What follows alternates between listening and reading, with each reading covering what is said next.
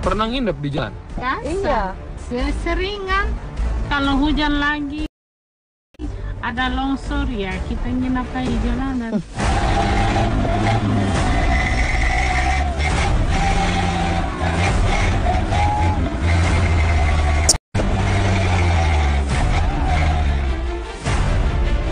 Jadi untuk kesekian kalinya ada kendala yang harus kita hadapi sepanjang berjalan. Tadi sempat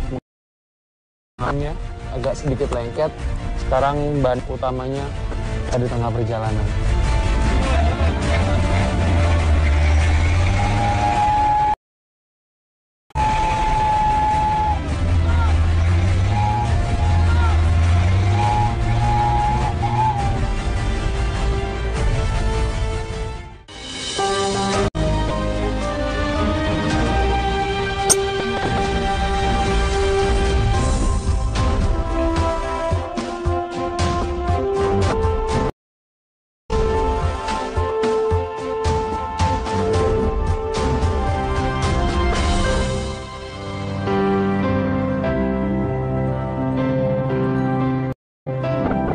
Pemekaran wilayah ini menjadi salah satu cara pemerintah untuk mempercepat wilayah, baik provinsi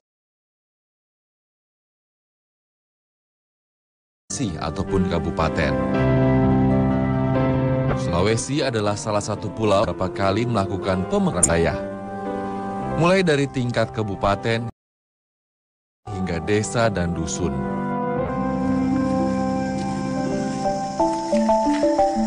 Namun, menilik data statistik, puluhan kabupaten kota di Sulawesi masih masuk ke dalam kategori daerah sangat tertinggal. Salah satu yang terbanyak berada di wilayah Sulawesi Barat. Kali ini kami, tim Indonesiaku, memutuskan untuk berangkat menuju salah satu titik terujung yang berada di Sulawesi Barat. Pada perjalanan kali ini, saya menggunakan mobil angkutan yang sehari-hari digunakan oleh warga. Warga setempat menyebutnya dengan mobil. Selain saya, ada juga beberapa penumpang lain. Ada yang menarik perhatian saya. Salah seorang warga membawa motor di atas mobil. Dalam hati, saya pun sempat bertanya-tanya, mengapa mereka tak langsung membawa serta motor mereka menuju lokasi yang dituju.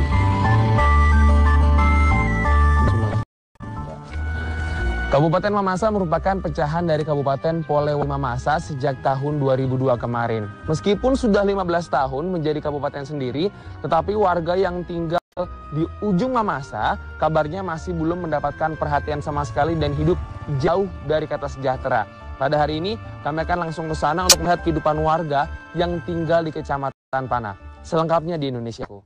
Berangkat, Om? Ya. Kecamatan Panah menjadi tujuan kami. Kecamatan ini berbatasan langsung dengan Provinsi Selatan. Jaraknya sekitar 120 km dari ibu kota Kabupaten Mamasa. Saat posisi kami sudah hampir keluar dari desa, kami terlebih dahulu mengambil ban mobil cadangan yang telah selesai diperbaiki. Dan kami pun angkat.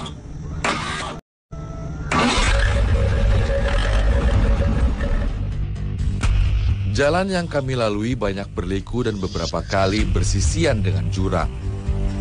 Ini karena letak Kecamatan Panah berada di daerah dengan ketinggian rata-rata 1.200 meter di atas permukaan air laut.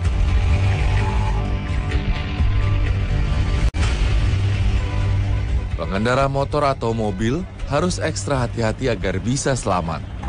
Ban kendaraan bisa selip kapan saja. Dan salah perhitungan artinya nyawa menjadi taruhannya. Usai melintasi jalan tanjakan dan berkelok selama 2 jam, kini kami dihadapkan dengan jalan tanah yang telah dikeraskan. Namun kini, kondisi jalan sepertinya telah berubah 180 derajat. Dari nyaman menjadi kubangan. Jalan ini adalah satu-satunya akses warga untuk beraktivitas keluar masuk desa.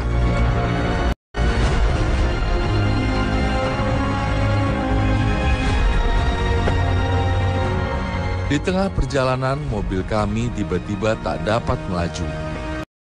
Mesin karena terlalu panas. Bahkan salah satu busi kami rusak dan membuat mobil tak bisa dipacu maksimal. Tak hanya itu, rem mobil di bagian depan tidak berfungsi. Ternyata, kerusakan seperti ini adalah hal yang kerap dialami para pengendara motor dan mobil. Kondisi jalan yang buruk membuat kendaraan yang melintas dipaksa untuk tetap melaju. Yang tak jarang mengakibatkan kerusakan.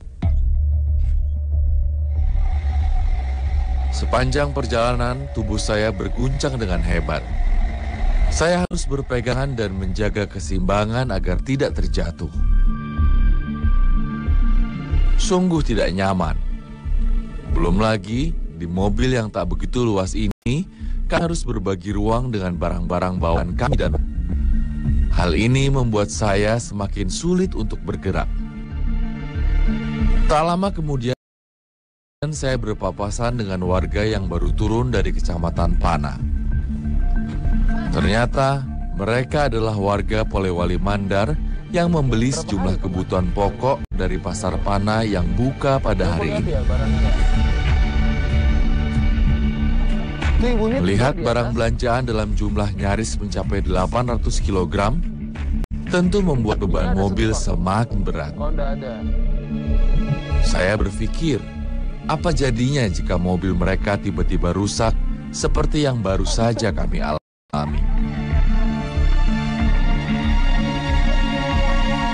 Hai, tinggal di jalan. Tinggal di jalan. Pernah nginep di jalan? Biasa. Iya. Biasa nginep. Seseringan.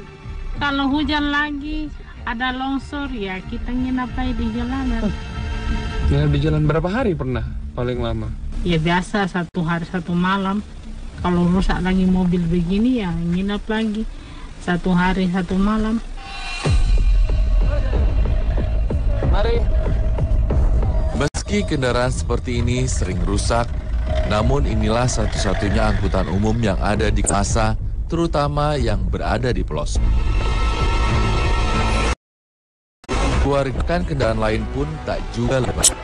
Kendaraan hardtop dan gardan ganda tetap menjadi andalan meski tak nyaman sama sekali saat duduk di atasnya.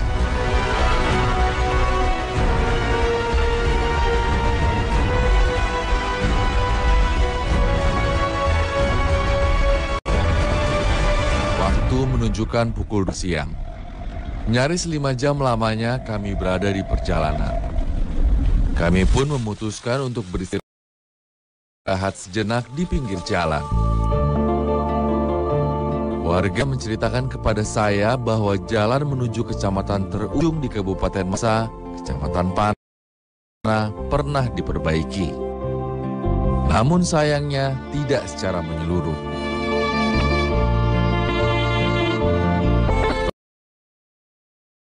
Perbaikan biasa dilakukan sepanjang hingga 10 meter menggunakan semen. Itu pun hanya beberapa tahun sekali. Dan kini jalan mulus, tinggal kenangan.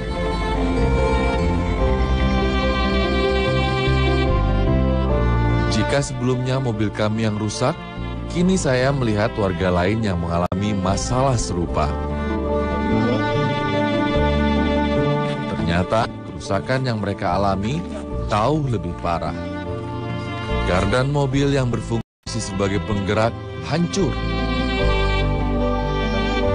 Ternyata supir hardtop di Kabupaten Mamasa tidak hanya wajib menguasai kemampuan berkendara di medan ekstrim, mereka juga wajib mengerti tentang seluk-beluk mesin kendaraan. Maksudnya kendaraan kan rusak nih, nggak ada yang bantu. Mobil ditinggal atau tetap? Tinggal gitu aja di pinggir jalan tengah hutan gini. Iya. Nah, sehari warga kayak gitu ya berarti. Iya. Sehari-hari warga seperti itu ya? 1 kali 1 minggu deh.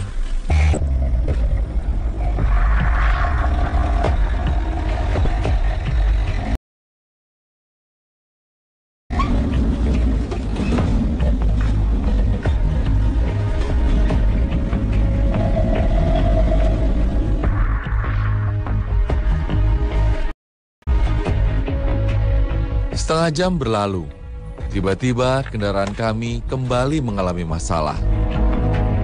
Ban mobil kami pecah. Jadi untuk kesekian kalinya ada kendala yang harus kita hadapi sepanjang perjalanan. Tadi sempat mengalami itu agak sedikit lengket. Sekarang bannya yang tadi sempat kita bawa langsung dipakai karena bannya pecah di tengah perjalanan. Tapi bisa ditambal nggak kira-kira yang ini? Nampaknya ban mobil kami tertancap batu tajam di jalan yang kami lintasi. Beruntung, sebelum berangkat sang supir membawa ban cadangan. Namun ini berarti kami tak lagi mempunyai ban cadangan. Semoga setelah ini kendaraan tak lagi mengalami kendala.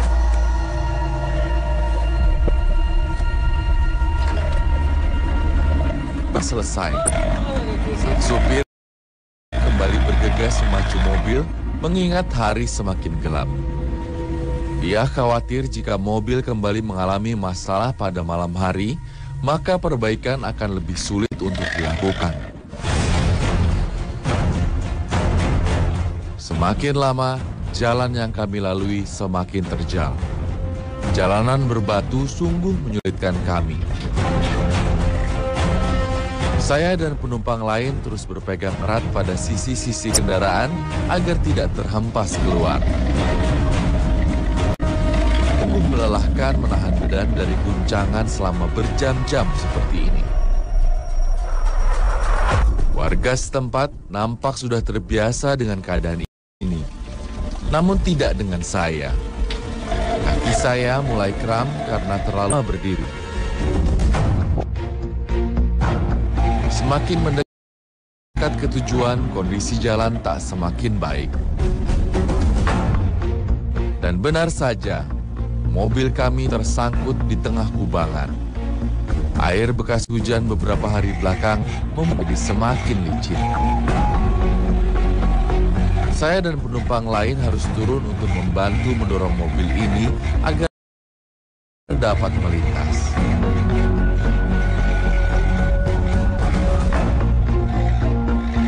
Akhirnya, mobil kami dapat melintas.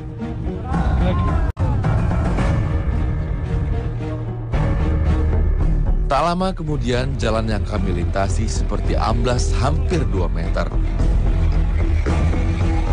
Lagi-lagi, hardtop ini tak mampu melaju. Kami pun harus kembali turun. Mobil menggerung dengan hebatnya. Cipratan lumpur di jalan juga membasahi kami.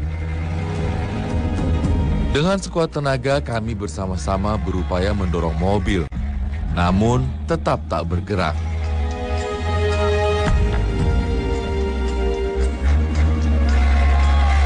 Setelah beberapa kali percobaan, akhirnya mobil mampu menanjak. Sang sopir menuturkan apabila penumpang kendaraan hardtop ini kurang dari 3 orang, maka ia tidak akan berangkat. Kondisi jalan yang rusak berat dan berada di antara hutan belantara tentu akan beresiko jika jumlah mereka kurang dari 3. Hari berangsur senja dan cahaya matahari makin gelap.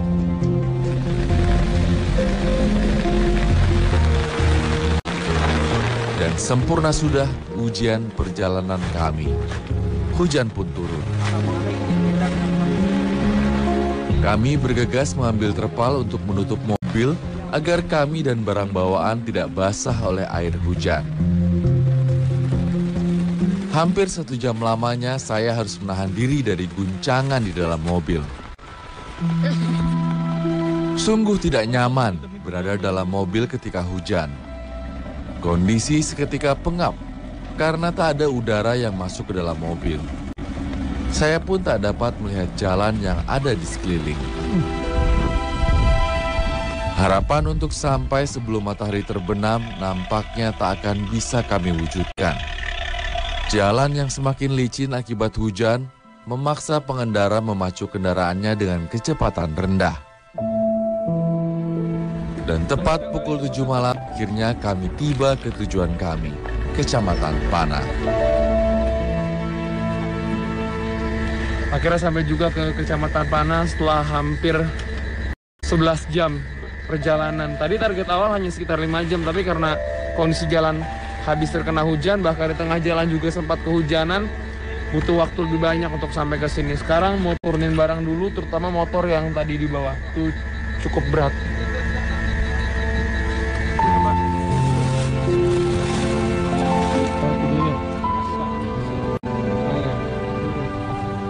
$500? Iya. Mahal sekali.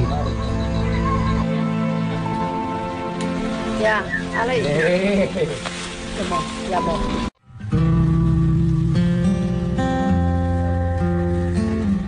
Warga yang menggunakan jasa hardtop ternyata harus merogoh kocek cukup dalam. Satu orang dipatok sekitar 200 hingga 300 ribu rupiah sekali jalan. Sementara untuk yang membawa barang bawaan dalam jumlah besar bisa mencapai jutaan rupiah. Harus bayar berapa tadi bayar naik hardtop? Kalau tadi kesepakatannya saya bayar untuk motor 500. 500? Iya. Mahal sekali. Ya mau dia apa kalau sudah begitulah keadaan.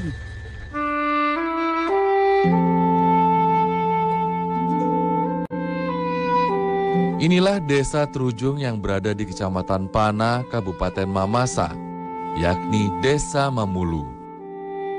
Desa ini berbatasan langsung dengan Kabupaten Tanah Toraja, Sulawesi Selatan. Luas desa sekitar 8 km persegi. Ada 1.000 penduduk yang terdiri dari 220 kepala keluarga yang tinggal di desa ini. Desa ini adalah satu dari 13 desa kelurahan yang ada di Kabupaten Mamasa. Dan warga setempat menyebut desa Mamulu dengan sebutan desa di atas awan. Potensi alam yang ada dimanfaatkan oleh warga menjadi mata pencaharian. Dan nyaris seluruh warga desa Mamulu menggantungkan hidup dari hasil bumi, di mana 80% diantaranya dari tanaman kopi. Ikut memetik kopi ternyata tak semudah yang saya lihat dan saya perhatikan. Topografi lahan kopi yang berada di kemiringan membuat saya berkali-kali nyaris terjatuh. Ya, alay. Jadi ini yang bikin susah kalau setiap mau panen kopi walaupun sedang musimnya. Karena kemiringannya ini hampir 50 derajat. Jadi harus naik pelan-pelan, harus pegangan sama pohon-pohonnya ini. Kalau nggak hati-hati bisa langsung jatuh. Itu jaraknya ada sekitar 4-50 meter ke bawah. Bahkan di atas lebih tinggi lagi.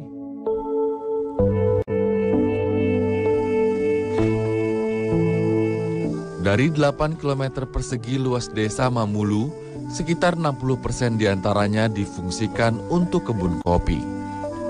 Di sini, kopi layaknya emas bagi mereka. Namun, belakangan ini, hasil kopi yang melimpah dan berkualitas tidak didukung harga jual yang baik.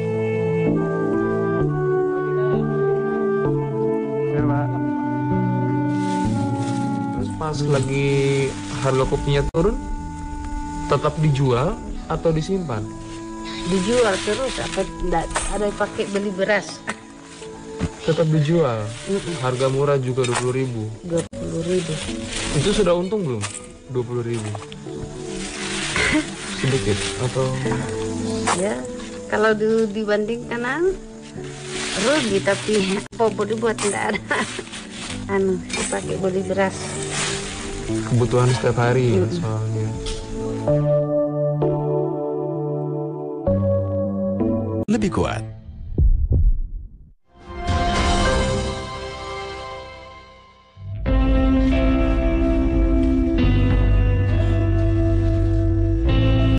Berada di pelosok desa membuat pendidikan menjadi barang mahal. Hanya ada 2 sekolah di desa Mamulu, 1 SD dan 1 SMP. Namun sayang, SMP Sinar Harapan Mamulu tak pernah mendapatkan perhatian dari pemerintah sejak pertama kali didirikan pada tahun 2003. Padahal sekolah ini menjadi tumpuan bagi 100 siswa dari 3 desa di sekitar Mamulu. Sudah biasa. Ya, dari kelas 1 kita di sini. Dari kelas 1 di sini? Ya. Sekarang kelas? 2. Sekarang kelas 2. Cita-cita kamu apa? Jadi guru. Jadi guru lagi cita-citanya. Saya sangat kagum dengan semangat para siswa yang tak mengeluh meski kondisi mereka penuh keterbatasan. Mereka seakan tak menghiraukan kondisi fisik sekolah mereka yang memprihatinkan.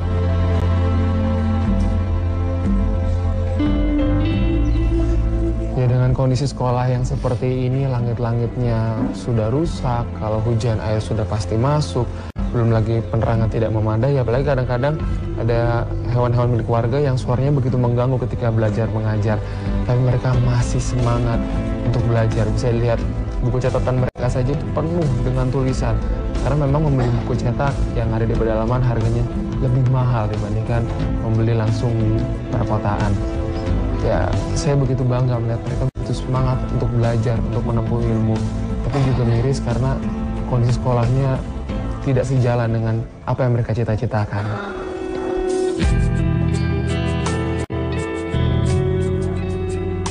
Kenapa sekolah ini dipertahankan sampai hari ini? Karena kalau tidak dipertahankan, ini jelas ini ya, anak-anak ini pasti tidak sekolah lagi.